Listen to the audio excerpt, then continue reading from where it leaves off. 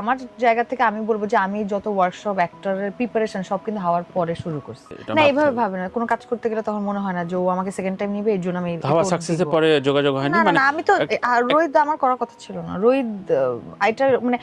কারোর সাথে রিপিট হইতেই পারে, বাট এটা মাথায় রেখে কখনো তার সাথে কাজ করি না। এখন পর্যন্ত আমার সাথে যারা কাজ করছে কারোর সাথে আমার ব্যাড ফিলিং, ব্যাড রিলেশন হয় নাই। ইচ অ্যান্ড এভরি ওয়ান, আমি বলবো তুষি ব্যক্তি মানে তুষিকে অপছন্দ হইতে পারে অনেকের, কিন্তু অ্যাক্টর তুষির সাথে প্রত্যেকটা ডিরেক্টর অদ্ভুত কেমিস্ট্রি হয়েছে। আমার একটা পিপাসা আছে ডিরেক্টরের কাছ থেকে, আমার কাছে এটা কাজ না, আমার মনে হয় ও আমি আরেকটা জীবন থেকে কিছু একটা নিলাম। মানে এক একটা মেজবুর রহমান সুমন, রায়হান রাফি, আব্দুল মোহাম্মদ সাদ, XYZ, এরা কিন্তু এক একটা আমার কাছে হচ্ছে মনে এক একটা লাইফ। ও 40 বছর, 30 বছর, 50 বছর জীবনের এক্সপিরিয়েন্স থেকে আমি কিছু একটা নিয়ে নিলাম।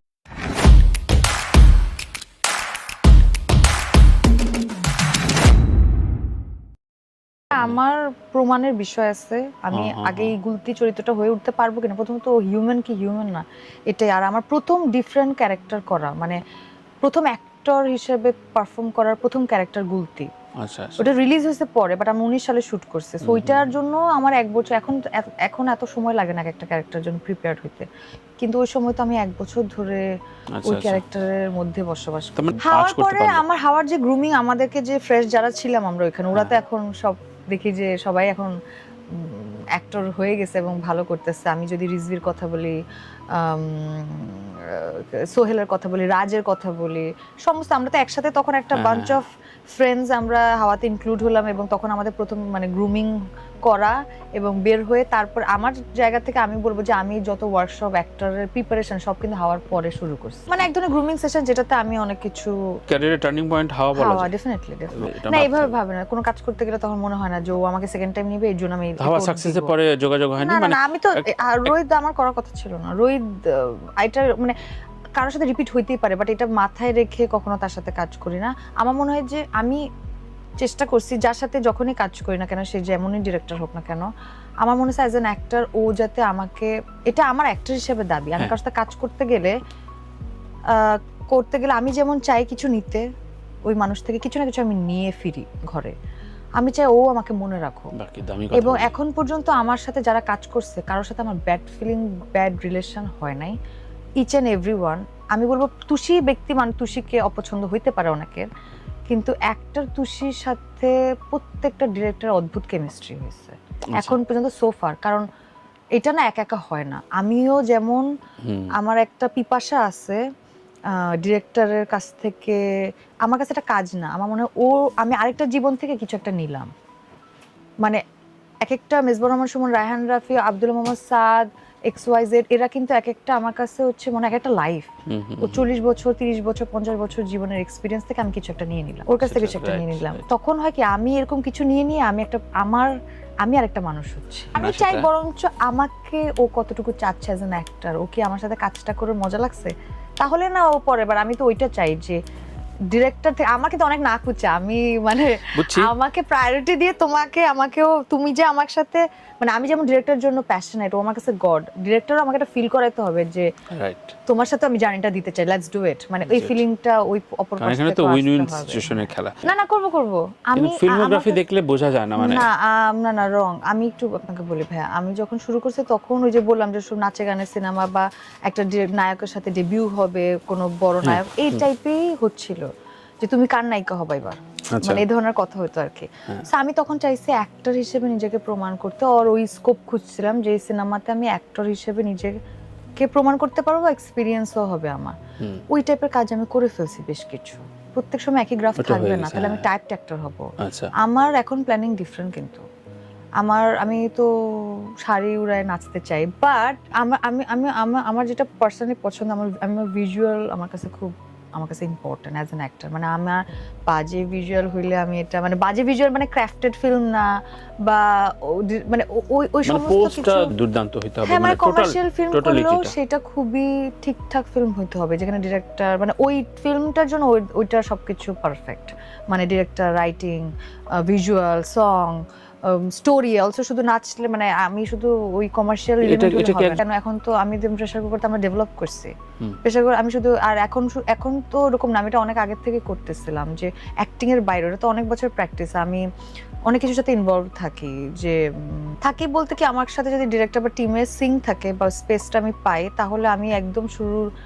স্ক্রিপ্ট রাইটিং ড্রাফট থেকে আমি মানে প্রি প্রোডাকশন থেকে ইনভলভড হয়ে যাই সব ডিপার্টমেন্টের সাথে আমি কমিউনিকেট করি বলতে হচ্ছে আমি ওরা কি বলে আমি শুনি আমি কি চাচ্ছি মানে এটা তো একটা প্রচুর মনিটর দেখে নাকি কি আমি না আমি অ্যাক্টর যখন আমি তখন অ্যাক্টর রোল প্লে করি যখন আমি শুটিং এর আগে প্রিপারেশন তখন তো আমি সমস্ত সবকিছু যেমন প্রেসার কুকারে আমার এটা একটু হয়েছিল মানে অ্যাক্টিং এর বাইরেও আমি প্রিপারেশনের বাইরেও আমার অন্য ডিপার্টমেন্টের সাথে আমি একদম মানে একদম কি বলবো এটাকে রাফির সাথে সব টিমের সাথে কোন ডিপার্টমেন্টে কি হচ্ছে রাইটিং এর এটা ঠিক নাই আচ্ছা এটা আরেকবার চেঞ্জ করি আচ্ছা মিউজিকটা একে দিয়ে করলে ভালো কালার গ্রেড এর সাথে করছে আচ্ছা জোহারের সাথে আমরা যাইতে চাই মানে সমস্ত কিছু যেমন একটা ফিমেল রাইটার আমরা ইনকর্পোরেট করছি প্রেসার কুকার কারণ একটা ফিমেল পয়েন্ট অফ ভিউ থেকে লেখাটা ইজ ভেরি মাস্ট এই ফিল্মে এটা যেমন আমি প্রথম এই মজাটা পাইছি সাদ ভাইয়ের সাথে মানে ওনার যে প্যাটার্ন উনি আমাকে কল করছে তখন এক এক ডিরেক্টর এক এক রকম ভাবে গ্রুম করায় এক একজন এক এক স্টাইল থাকে ওনাকে দেখলাম অ্যাক্টরের সাথে অনেক ইনপুট নেয় অ্যাক্টর থেকে স্ক্রিপ্টে এবং আমি মজাটা তখন পাইলাম আমার কাছে এটা খুব ফ্যাসিনেটিং লাগলো এবং এটা আমি দেখা যায় যে এখন যেটা হয় এখন ডিরেক্টর যখনই আমাকে কাস্ট করে বা যদি আমার সাথে আগে পূর্ব পরিচিত থাকে একদম শুরু থেকে আমরা ডেভেলপ করা শুরু করি আচ্ছা ঠিক আছে তাহলে এইটা আমার কাছে অ্যাক্টিং এর থেকে বেশি মজা লাগে মানে যার কারণে সংসার করার মতো শুনলে একটু অন্যরকম শোনা না ইট ইজ নট অ্যাবাউট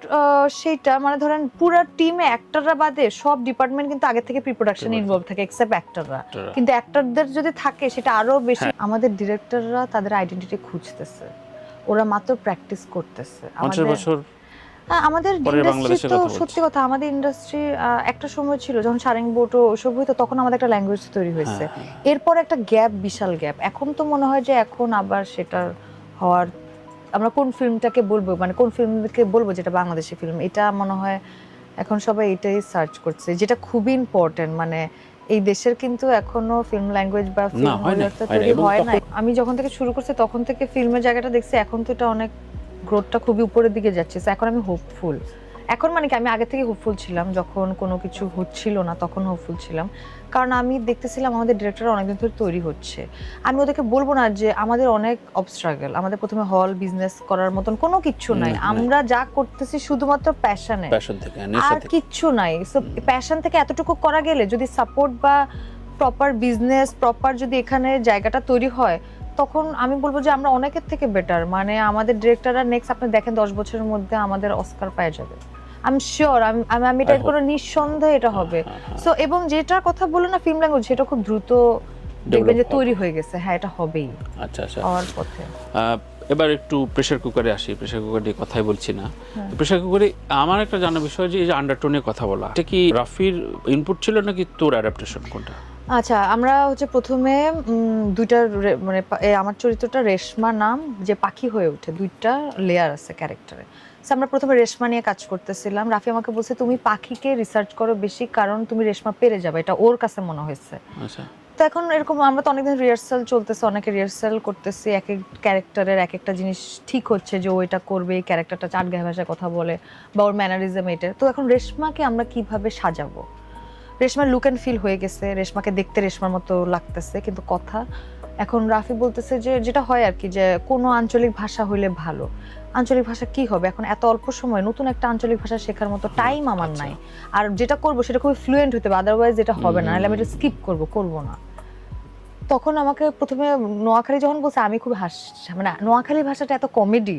আর সবার কাছে নোয়াখালী বরিশাল নিয়ে এত নাটক হয়েছে এটা মনে হয়েছিল যেটা মনে করলে খুবই ফানি হবে সেটা শুরুতে আমরা ইগনোর করছি এটার খুব একটা দুইজনেরই মনে হয়েছে আচ্ছা না মানে এটা নিয়ে খুব একটা শিওর হই নাই তারপরে অনেকদিন এটা আমার আশেপাশে মানুষ আমাকে বলছে সবাই যে নোয়াখালী খুব ফানি তারপরে এটা কয়েকদিন পরে আমরা একদিন রিহার্সালে হচ্ছে না মানে জিনিসটা না ঘটতেছে না তখন রাফি বলে কি তুমি এটা নোয়াখালী ভাষায় বলো তো জাস্ট এই ডায়লগগুলো তুমি নোয়াখালী যখন বললাম আর আমি খুবই ফ্লুয়েন্ট নোয়াখালী ভাষায় বললাম আমি দেখলাম যে ওর কাছে মনে হচ্ছে এটাই ও রেশমা পায়ে গেল ও বললো যে এটাই রেশমা তারপর আমি তাই তাহলে তো আমার জন্য ইজি নোয়াখালী ভাষা তো আমার জন্য কোনো নতুন কিছু না বা এটা আমি এটা জানি